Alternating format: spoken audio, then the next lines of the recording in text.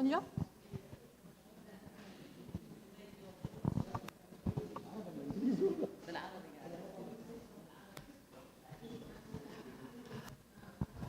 Bonjour tout le monde. Salam alaikum. Good evening. We are very happy to be here with you for the second conference, CEFDAS conference, la seconde session des conférences de la CEFDAS. Je le fais un peu en français et ensuite en anglais. Donc nous sommes heureux d'accueillir Dr Ikhlas Abdellatif et Dr Renan Lemos. So we are very happy to be with you and with Dr. Ikhlas Abdellatif and Dr. Renan Lemos. Dr.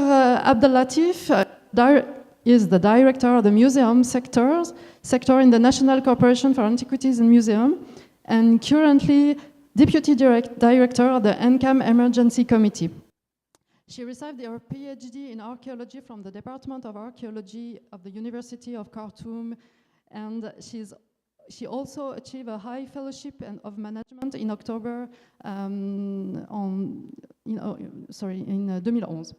In addition to her museum work, Dr. Ikhlas is involved in several fieldwork projects. She has studied abroad in the Czech Republic, Egypt, Morocco, Switzerland, and the United Kingdom. And she published a catalogue of Bronze Age artifacts in the Sudan National Museum. And we are very happy to meet you, Dr. Ikhlas. Dr. Lemos teaches Egyptian and Sudanese archaeology at the University of Cambridge, where he's a research associate at Emmanuel College. Having spent many years excavating in Egypt, his recent research projects address various aspects of Sudanese and Nubian material culture, with funding from institutions such as the British Academy, the Chief Georgini Foundation, and the MacDonald Institute for Archaeological Research. Renan currently co-directs with Ikhlas Abdellatif the Djehutyhotep project and is assistant director of the Sanam Temple project, within which he led excavations in the external areas of the Ta'arkaz temple in Fourth Cataract area. This year, together with Catherine Hawley, he received the annual prize à la mémoire de Jean Leclan, awarded by the Chief Georgini Foundation. Thank you very much to be here with us, and the floor is yours.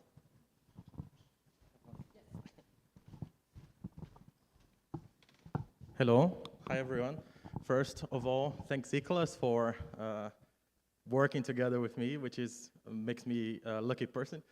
Thanks Severin and Faiza for the invitation to speak here, the SFDAS conference seminar series. I'll speak first, then I'll pass it on to Ikhlas, and then I'll come back.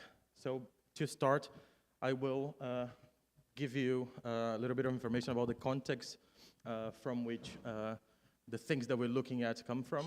Then Ikhlas will dive deeper into the history and Egyptological aspects of the tomb of Djehutyhotep. And then I'll come back to you to speak about the digital aspects of our project. So first of all, we are talking about the UNESCO Nubian campaign that took place in the 60s and the 70s. So we don't have to speak a lot about this, right? So the tomb of Djehutyhotep was the first monument of Sudanese Nubia to be removed from its original area, transported somewhere else prior to the flooding of the Nubia. So we are talking about a long history also of salvage archaeology in Lower Nubia. First, when the Lower Dam was built and then heightened subsequently. And then, most of all, in our case, the most important part of it is the UNESCO Nubian campaign, of course, when work in the tomb of Djehutyhotep, mostly by Hinkel, took place. But before that, the tomb was excavated in the 50s, 1955, by Tabit Hassan. So we are basically inheriting a legacy of salvage excavation in Nubia in general, in Sudanese Nubia specifically. So the extent of the flooding of Lower Nubia with the sites, mostly monumental sites, that have been rescued. So we have Egyptian temples elsewhere, in Egypt, of course, but in European countries and in the US. And the temples of Sudanese Lower Nubia were transported to Khartoum. And it's important for us to be aware of the differences, the major differences in terms of challenges that people working in Egyptian Lower Nubia and people working in Sudanese Lower Nubia experienced. There were several more challenges for people working in Sudanese Lower Nubia in terms of funding, in terms of access to resources and workforce. And then these two images would illustrate, generally, broadly speaking, the differences in terms of challenges in Sudanese and Egyptian Nubia. So just for you to see, this is a bit of the preserved temple, New Kingdom Temple of Buhen in the National Museum of Sudan in Khartoum, the temples of Aksha and Kuma as well. So this is an important source of information that is also there waiting for us to revisit these materials, similarly to the tomb of Djehutyhotep. In this context, the Sudan National Museum was planned and built. So the tomb of Djehutyhotep is here, the temple of Buhen that we just saw across the artificial river from the tomb. And this is the setting today in Khartoum, where you see the preserved monuments of Sudanese Lower Nubia transported to the capital. We're also talking about a region that wasn't empty. It was inhabited by communities who expressed their deep, in various ways, in many occasions, according to various sources, that expressed their connection to the heritage of Sudan Lower Nubia. So the tomb of Djehutyhotep was located in Debeira East, which was a village which provided most of the workforce that worked during the UNESCO Nubian campaign, during the removal of the remains of the tomb from the area. So we're talking about a living landscape of people who cared about the heritage and people who were deeply impacted by the results of the Salvage campaign of UNESCO in the 60s. So just this is Soderberg crossing one of the canals. And these people were forced to leave their area, and they were separated from their heritage, the heritage that they cared about. And now one of the aims of our project is to allow communities to reconnect with this heritage in a way. And for you to have an idea of the challenges faced by the communities who inhabited this landscape, this is an example that was published by British broadcaster Rex Keating, this book, Nubian Twilight. He narrates, it tells us about the daily interaction between the head of the Spanish mission, I think he was called Blanco y Caro, but I might be wrong, and a Sudanese woman who lived in the village. He never told us the name of the Sudanese woman. And she would come to the site every morning to complain, these are the graves of my ancestors. He was excavating a C group cemetery in her village. And she was like, these are the graves of my ancestors. I want to keep some of the material. And then he would reply, if you pay half of the costs of the excavation. But she wasn't interested in the bones and the animal bones because he was excavating things like Bucrania, etc. She was only interested in the pottery. And the same is true for the tomb of Djehutyhotep. I told you that mostly the inhabitants of the Debeira village worked together with Hinkel to remove the tomb in the 60s. And these are the people who also were connected to this specific bit of material heritage that we are focusing on. So in terms of landscape, the tomb of Djehutyhotep, Hatshepsut Thutmose III, was excavated into the rock, sandstone rock of this not as high hill in the Debeira East. It was located, oh, I forgot to correct the circle. So border with, between Egypt and Sudan, area of the Debeira East. The tomb was visible, probably visible in antiquity, from the tomb of his brother Amenemhat, who succeeded him in the ruling of Debeira, ancient Tekhet in the area. And this is just for you, this is an archival picture from the Scandinavian Joint Expedition Archive for you to have an idea of the landscape we're talking about. So the hill wasn't far away from the riverbank. So you could see it relatively well. The tomb was first excavated, I told you, in 1955 by this man, Tabit Hassan Tabit, under Jean Vercoutère, who was commissioner for archaeology before the UNESCO Nubian campaign. And I told you, we are inheriting here a long legacy of salvage excavations, which are not just related to the surveys that occurred in Nubia since Reisner, in Egyptian Nubia since Reisner, but also before the UNESCO Nubian campaign, the Sudanese Antiquities Service was leading a systematic survey and excavation program to document these sites. So Tabit Hassan went there because the tomb had been plundered, and he went there to properly document the tomb. And he was the first to publish on the tomb of Djehutyhotep. And his publication, his paper in Kush, remains the only publication on the tomb. And if you look at the plans are very accurate and everything, but from the plan alone, you see that the tomb needs to be revisited in terms of its archaeology. Tabit Hassan excavated several types of objects, which unfortunately haven't been documented in his paper. So one of the aspects of ICLAS and our project also involves looking at the objects. The most significant objects that he excavated are these coffins, wooden coffins, which are very rare in terms of New Kingdom Nubia.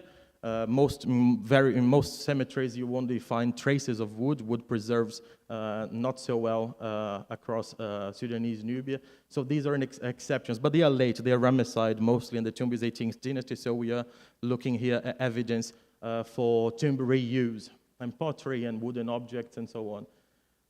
Ikhlas and I, we also looked at the canopic jars that belonged to Djehutyhotep originally.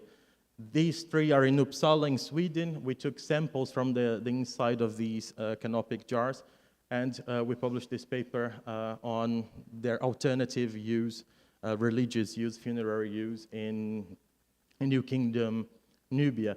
The canopic jars, despite the fact that the canopic jars belonged to Djehutyhotep, they were found across the river in the tomb of his brother Amenemhat. So we're also talking about evidence for reuse of material culture within the funeral landscape of New Kingdom Nubia. This was the aspect of the original aspect of the entrance to the tomb of Djehutyhotep. You see the hole in the ceiling. They had already started working there in 1963. Which is when they started working and when they removed the remains of the tomb to Khartoum. And we drew a new plan. The mud brick structure here dates from the Coptic period, so another layer of reuse attached to this monument. And during excavations, Tabit Hassan Tabit, he removed the mud brick structure to reveal the wall paintings. I won't talk about the wall paintings because Ikhlas will discuss them in more detail with you, but this is the arrangement of the wall paintings. An archival picture from the Hinkel archive is an amazing source of information for us to look at various aspects of the UNESCO Nubian campaign. There's so much information available in this archive. And these are, just for you to have an idea of what we're talking about, the chariot scene, which is allegedly the first chariot scene in a private tomb. Because we'll talk about it in more detail. Plantation scenes where workers appear, banquet scenes. And in the tomb, unfortunately, these statues have been left in situ and they are now submerged under the waters of Lake Nubia. But the tomb also included a sort of ancestral shrine with statues of family members and things, and these sorts of relations with textual sources. With inscriptions that have been published there, but Ikhlas will be revisiting these texts as well later on. So Ikhlas, on to you.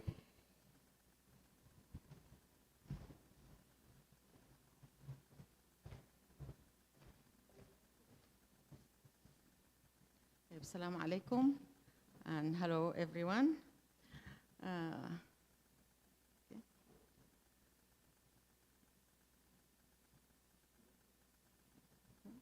Where is the first?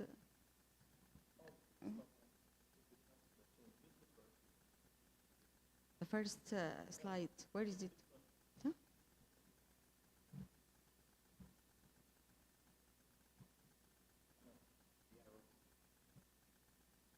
Okay. After we received good information and background about the location of Djehutyhotep tomb from Renan, thank you Renan, and what looks like the area before the flooding of the River Nile after the High Dam established. And this is the documentation that we received from 1957 from Sabit Hassan Sabit.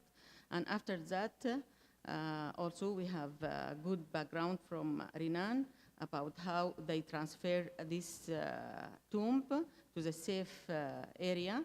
And now it is re-erected or rebuilt in the National Museum, Sudan National Museum garden. And my paper or my contribution, I will speak about after that, when now it's located in Sudan National Museum, and we study the history of the family of Djehutyhotep, and also the era of his time of Hatshepsut and Thutmose III. And also we will take the information from the scene that we received from the tomb, and also from his stelas, the inscription and the description of his situation.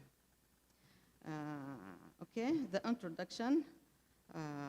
Among the more important monuments displayed in the Sudan National Museum are those belonging to the chief of Tehket, Djehutyhotep, and Tehket, this is the old name or the Egyptian name of Debeira or Serra, a Nubian chief whose family served the Egyptian colonial state during the early 18th dynasty, most notably during the co-regency of Hatshepsut and Thutmose III.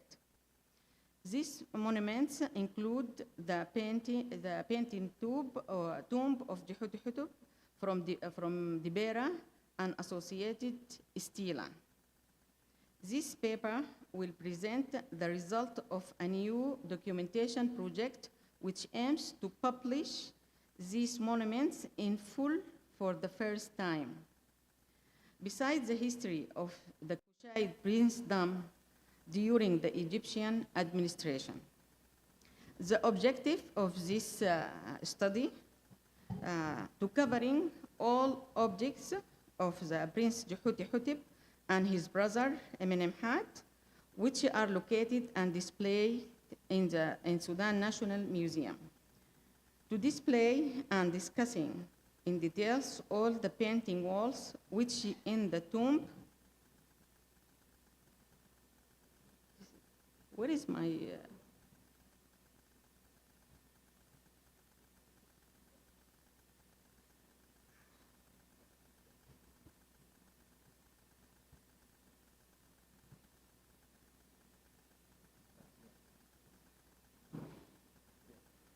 this first.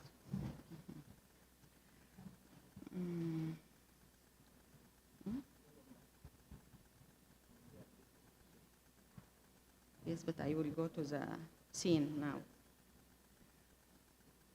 To display and discussing in details all the painting walls which in the tomb of Djehutyhotep that considered at the first time by the digital photos.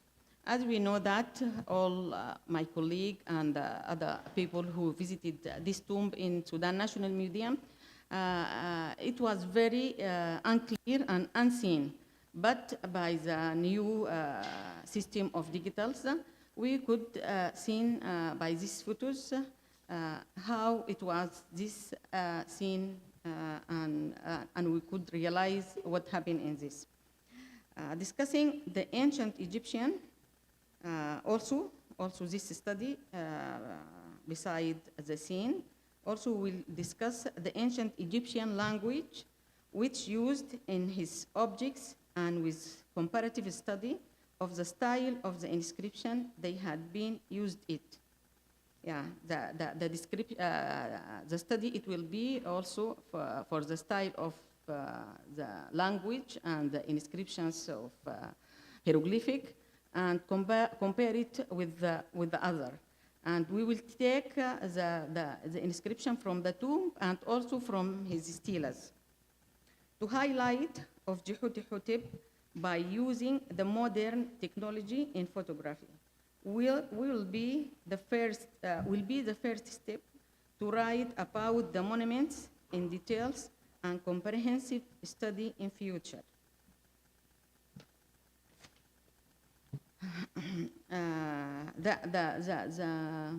The tomb itself, located at Debeira East, was excavated by Sayyid Sabit Hassan Sabit for the Sudan Antiquity Service in December 1955, and published in a brief report 2 years later, 1927.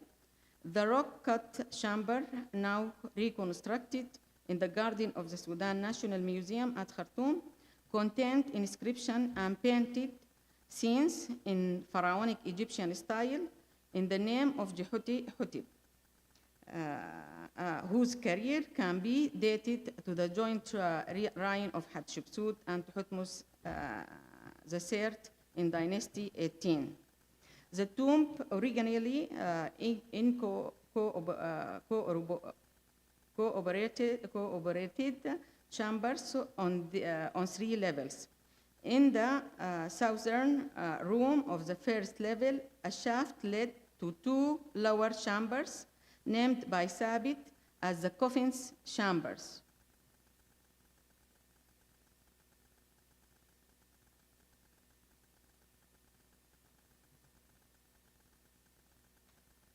At the coffin chambers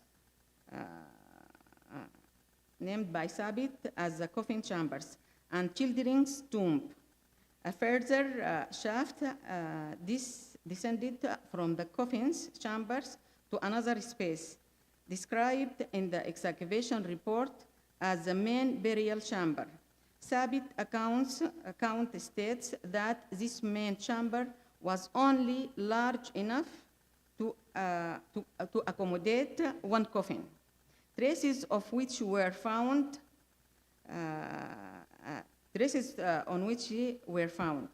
This coffin was evidently that of Djehutyhotep chamber, which Sabit described as crammed with coffins and pottery, adding 7 complete painted wooden coffins were found in addition to 2 small broken ones for children and 2 big covers of coffin, whose coffin were most probably smashed by blunders.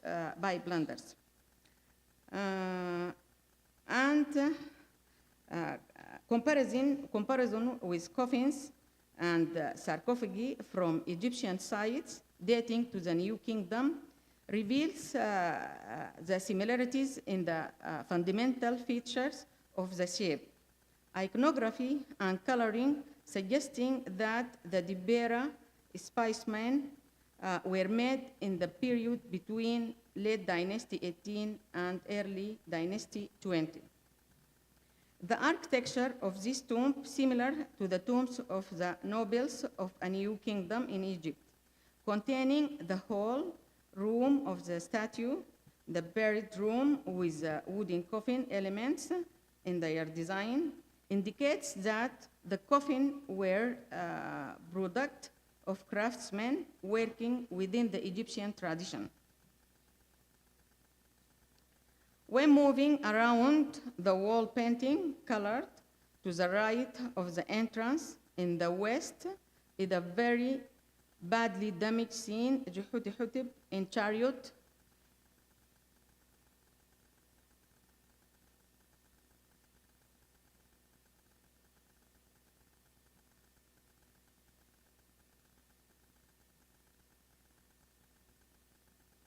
Very good.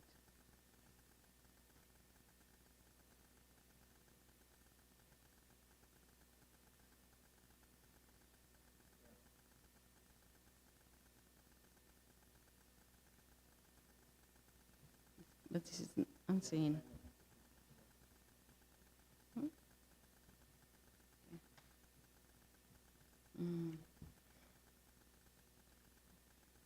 To the right of the entrance in the west is a very badly damaged scene, Djehutyhotep in a chariot drawn by horses. This scene could be the first one in the painting tombs in Egypt.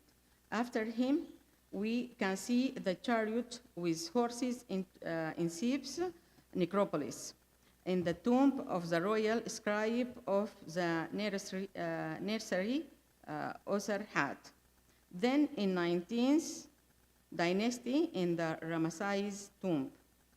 To the left of the entrance, the deceased is depicted, followed by a man carrying his sandals and a stick. In this area, there are some traces of text which is revealing his parents' name, to the car of the prince of Tehket, begotten of Riwiyu. This is his father's name, and born by the lady of the house Rauna. The scene of the garden, which is depicted some trees, also was unique, with palm trees and the dates and the animals, which appears like monkey climbing the trees. Also, I will mention about the gods and goddesses mentioned in the tombs. The names of the gods and goddesses mentioned in this tomb, first the god Horus of Bohen, Hathor, mysteries of Epshik, Anubis, Amun, lord of Karnak. You put my stele or not? His stele or not? Because now I will speak about the stele.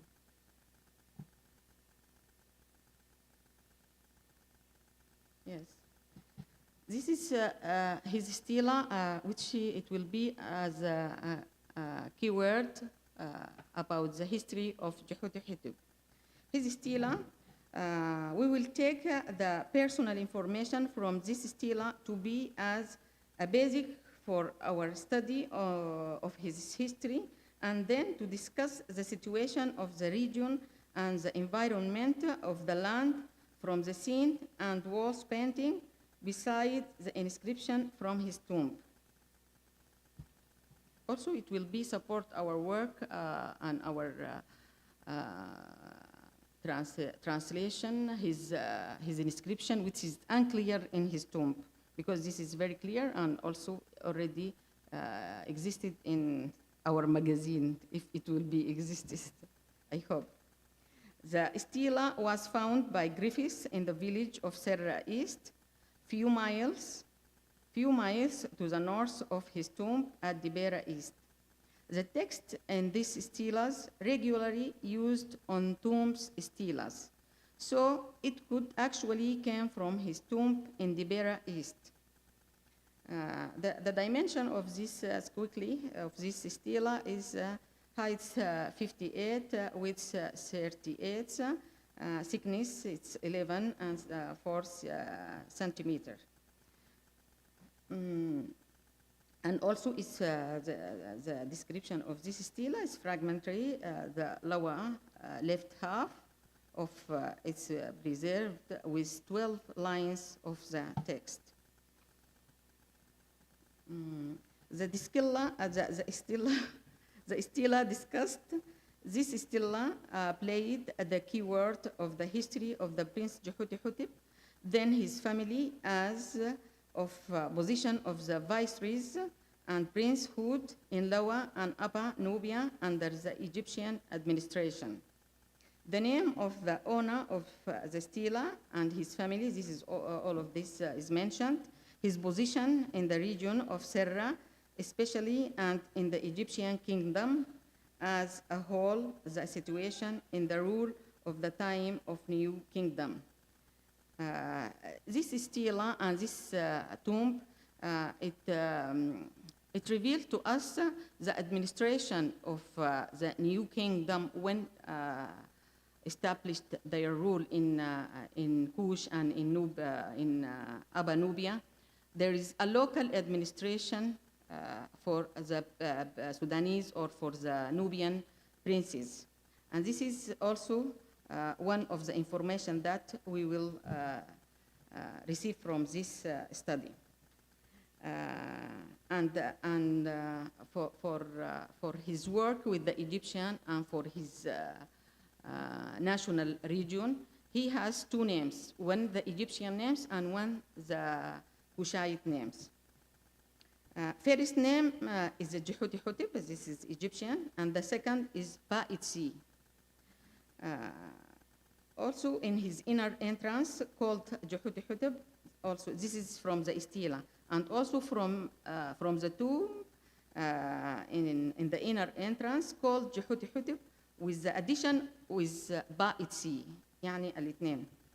Once called Paitsy and once called Djehutyhotep, never with the two names together. This is في الاستيلة، لكن هناك بنلقاه في التوم he used the Paitsy and the Djehutyhotep. His family, his father his name was Rawiyu, his mother Rauna, his brother Amen Emhat, the scribe. His brother was scribe of the king of 18th dynasty or queen 18th dynasty, one of their scribe.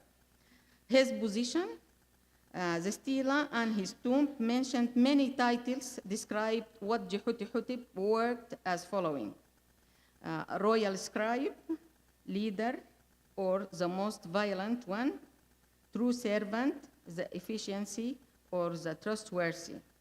This is his position. Also, he has another title, the man of the festival, beloved of Meirarah, trustworthy, and excellent in the council. And he had many other titles in his another monuments, like in his tomb on the inner entrance. One of his title, this is in the entrance of his tomb, brave leader for the lady of the two countries, that means for Hatshepsut. And on the outer entrance, prince, son of prince, prince and son of a prince. Excellent hire, the prince of Tehkhat, the lord of the two countries. And this is all of his title and of his position. Also mentioned the gods and goddesses in this stela. The gods and goddesses offering from the king to the god, the lord of the cataract region, Khartoum. Unclear some gods could be mentioned, may give thousands of everything good and pure, the language and pure. Also, we can discuss the style of the language and the inscription of the stela of Djehutyhotep and his inscription and text in the tomb. The inscription of stela of Djehutyhotep, it was very unique and so beautiful. Could be look like the old Egyptian style. As usual in the Kushite inscription, he used the lion for the letter R.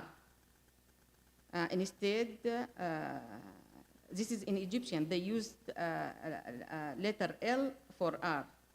But in his father and mother names, also in his brother, Mahati statue and the stela, which is confirmed that the unity in their inscription. For all the text or most of the text of the Egyptian, we found they used R for L, but here he used L for L, the lion for L.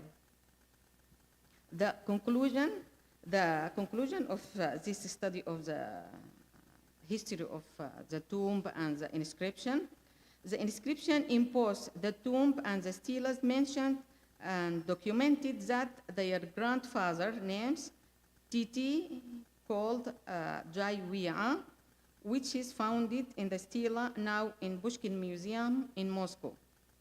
Also of Senemus, who had a tomb at Gubbat al-Hawa in Aswan. And all of them worked as a local governor or princes in their nation region. So that it means he hired this position since his grandfather, which is this area from Aswan up to the south of his region Tehket, which is Serra. That means this is the boundary of ancient Kush, which is called before Wawat. The environment which was seen through this, the scenes cleared as abounds and the animals. The art, also this is from the conclusion again, the art used in all their monuments, which was rare used by the Egyptian, but the Kushite used it in their names. Even after that, in 25th dynasty, they used R for R, but they used L for L, as it was begun by Alara, and after that we will see it in Tahalko, in Atlanersa, in Aspelta. They used Liam for L. And that's all.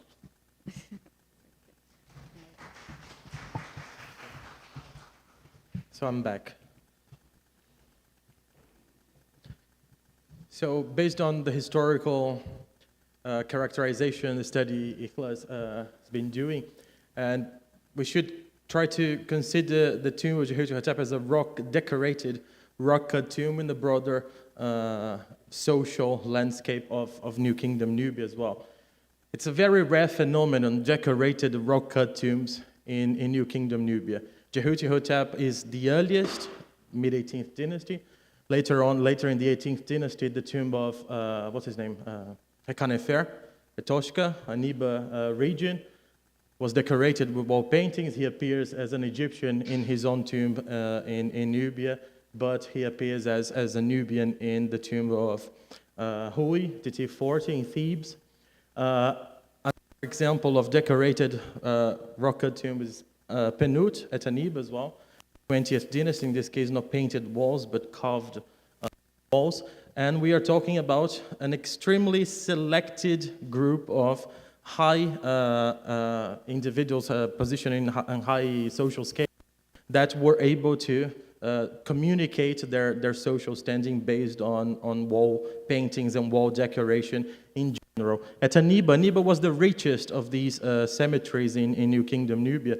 You would find some mud brick pyramid chapels containing wall paintings, but they are not rock-cut tombs. They are not 100% comparable to the case of Djehutyhotep with its detailed inscriptions that Nicholas discussed and the amount of historical information that you can extract from them. Going back to one of the scenes, you see, Nicholas mentioned that, you see Djehutyhotep standing and you see the workers there.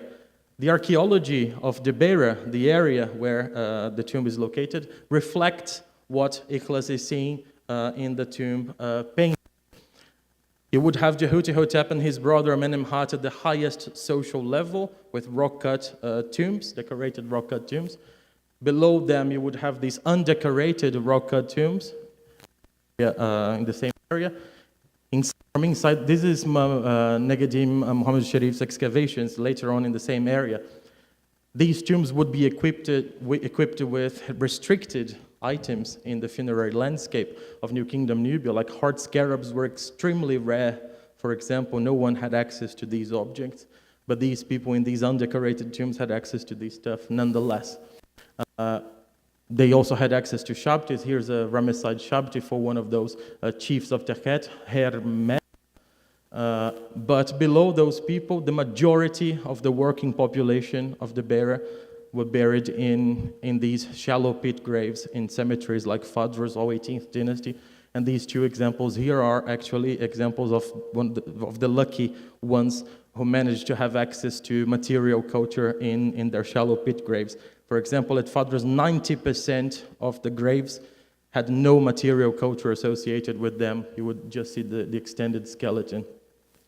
So going back to the UNESCO Nubian campaign, having spoken about the history and the context of the archaeology. The tomb was removed, parts of the tomb were removed in 1963 from the Debeira by Hinkel, who was responsible for the dismantling of the Sudanese Nubian temples and monuments. And then based on material in the Hinkel archive, you see you can reconstruct the process of extraction of the blocks containing wall paintings. They were transported to Khartoum. Here you see the dismantling of the lintels and gems from, this is the inner entrance leading to the ancestor shrine. And you see the workmen cutting individual blocks with wall paintings. And this was the result after they finished working in the tomb chapel. This would be the entrance leading to the underground funerary chambers, which Ikhlas mentioned, containing the coffins, for example, and that is the ancestral shrine with the statues of family members, as you see, which, as I said, are now underwater. It's a pity that they decided not to bring them to Khartoum also. In 1970, the features of the tomb were reassembled, started to be reassembled in Khartoum, as you see from this archival picture. The Temple of Buhen here, the remains of the Temple of Aksha there, and the site of the new tomb of Djehutyhotep, and the construction process of the artificial mound, which was supposed to reflect the old mound where the tomb was excavated into the rock. And you see the placement of the individual blocks. Here, the chariot scene, which was in a much better condition than it is now, for example. And then you can see, based on these archival pictures, that unfortunate events also happened. You see that before they placed it at the base, at the foundation, it broke, and then you would see the restored scene today in the tomb. In 2023, Ikhlas and we started this new project to look at the heritage aspect and the conservation aspect and the archaeological aspect of Djehutyhotep. We did a full conservation assessment to define the strategies needed to conserve the tomb, but unfortunately, of course, we won't be able to go ahead with these aspects of the project for obvious reasons. Then you see the chariot scene broken in the 70s, and its aspect now. And another aspect of the project that Ikhlas and I were doing was digital art history, which will feed into the heritage aspect of the project, which we will see in a bit. Ikhlas mentioned the comparison with Theban tombs, which is an important aspect to understand the meaning, the social meaning of Djehutyhotep in the whole of the Nile Valley, the earliest tomb in the whole of the Nile Valley to include the chariot scene, as she said. And another aspect of the project, and this is the part of which interests me the most as someone who looks at material culture more closely, is the study of the objects, especially the coffins, which John Taylor studied these coffins, and he concludes that they represent a regional style of the typical 18th dynasty coffin iconography, as you see in these. And the hieroglyphs are not necessarily readable, which is interesting. It's a different local engagement with Egyptian language. They were not trying probably to communicate any ritual religious view, but they were using writing to do something else. And in Khartoum in 2023, we documented some of these coffins. We didn't have time to produce photogrammetric models of all of them, but we have some documentation which will be useful for the heritage aspects of the project. We documented several objects, and then you see that it can be useful to buy packs of bringes in Sudan. And we took samples of the coffins, but unfortunately, war broke out after 1 week of our study, and all the samples are at the Acropole in Khartoum. Hopefully, when we are able to go back, they will still be there. And you see that after a week of war, damage had already been reported at the Temple of Buhen and Aksha which is really close to Djehutyhotep. So we really hope when we are able to go back to Khartoum to resume this project, things will be intact, inshallah. This project, which was interrupted by the war, involved digital document according to state-of-the-art techniques, and the study of material culture, the scientific study of material culture. I mentioned that the samples taken from coffins were left behind, trying to escape, but one way of minimizing the side effects of that specific event is to look at coffins and masks, but coffins and masks from the same region, kept in Uppsala, which result from the Scandinavian excavation. So I've taken samples of those, and we are looking at these samples in the labs in Cambridge to study coffin manufacture and things like this. Based on, after the field season, interrupted season in Khartoum, we only managed to produce a partial 3D reconstruction. After 1 week, we were not, with 1 week only, we were not able to achieve that objective. And then you have to be creative and adapt your objectives to achieve your, more or less, to achieve your original aims. And based on the partial data sets that we managed to gather in April 2023, and archival material and notes, measurements, plans of the tomb, we managed to achieve, this is a preliminary, but we managed to achieve this reconstruction of the tomb that we aim to use to raise awareness first of heritage at risk in Sudan now. And the idea is to allow people to visit the tomb, the inaccessible tomb, from a distance using 3D technologies, what's the name of that, virtual reality, and things like this. When this is done, people would be able to visit the tomb using these avatars. And for example, by clicking in one of the scenes, you would have access to the digital art historical work, together with the textual work done by Ikhlas and information on the tomb and what they are visiting there. And later on, when the war is over, these will provide the basis for different experiences in the new exhibition of Djehutyhotep in the Sudan National Museum, organized by Ikhlas. And using the 3D models of things, objects, we can, in a way, recontextualize these stuff which was removed from their original context in Debeira in the 60s during the UNESCO Nubian campaign. And basically, to finish, I want to show you a video. That is loud.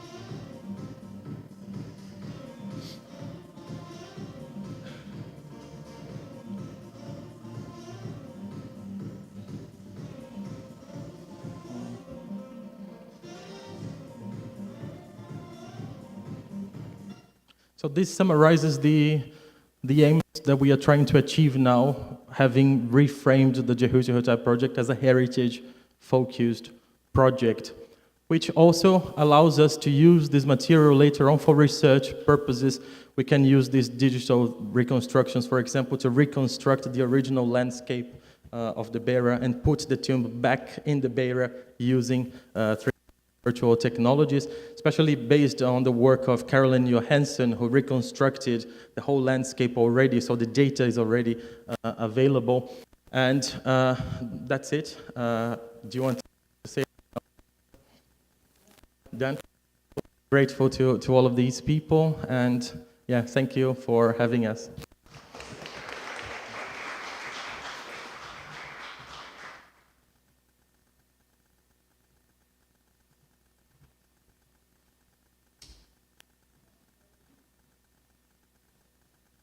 Thank you. Thank you very much, Renan, Ikhlas. It was, yes, thank you for all you are doing for Sudan and for the future. I think we are on the same way, everyone here, and thank you very much.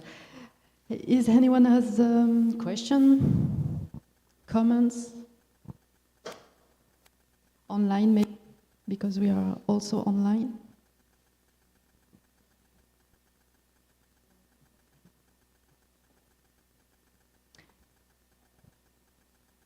It was very clear, and yes, someone. Thank you.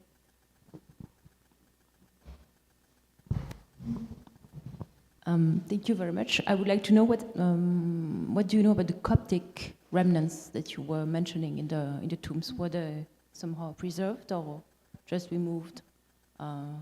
Were they documented? Were there any inscriptions or?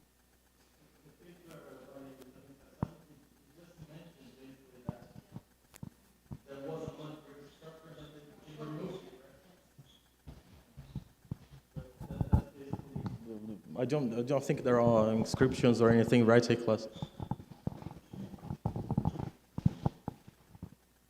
I think it's very small text, it was mentioned.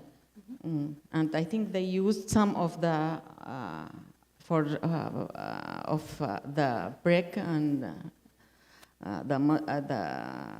the elements for Coptic period.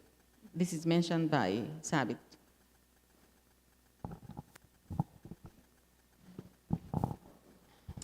Thank you, Renan and Ikhlas, for this lecture. I'm asking, after the enhancement of these paintings, how it will be presented to the visitors? How to be presented? I mean, after you enhance this chariot and these things, how you can see it when you come to the tomb? We have also a continuous project with Vivian Davis to make the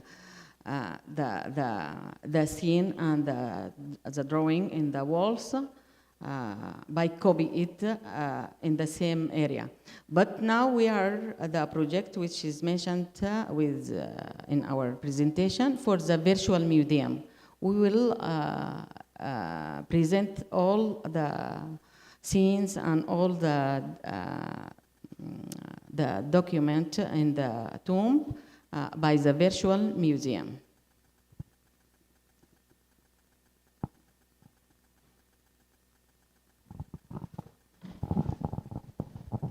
Thank you so much for your excellent presentations. I just wonder about you talk about the two names or two titles of this king.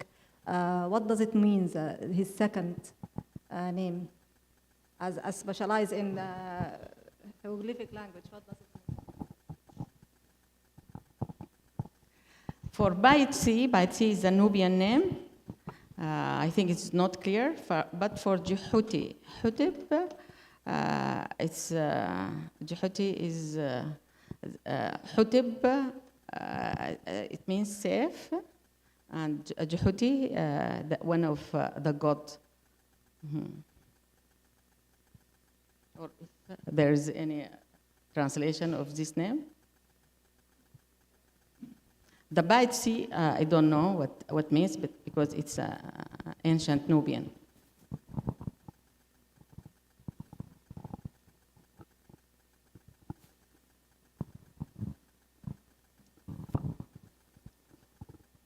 Okay, if there is no other question, thank you very much again. Thank you for all the people who are attending here and online, and for the people who are here. We are welcoming to drink if you want to join us. And thank you very much again, and see you during the next session of the Conférence de la Salvage. Thank you, merci beaucoup. Merci.